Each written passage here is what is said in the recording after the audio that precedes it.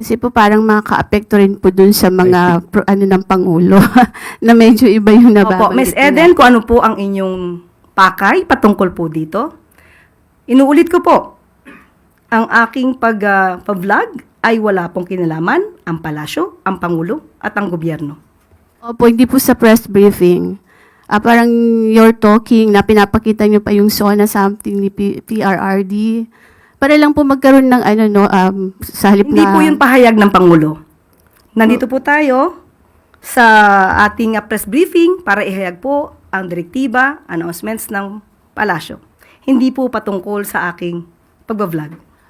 Hindi pa Maraming nabanggit ko salamat lang po po. yung vlog, Yusek, ano po. Para lang po hindi Ms. Eden, malito. pasensya na po, hindi po ako makakasagot ng anumang sinabi ko outside from this press briefing. Kung ano man ang aking naging opinion personal, pag-usapan natin sa labas at hindi dito po.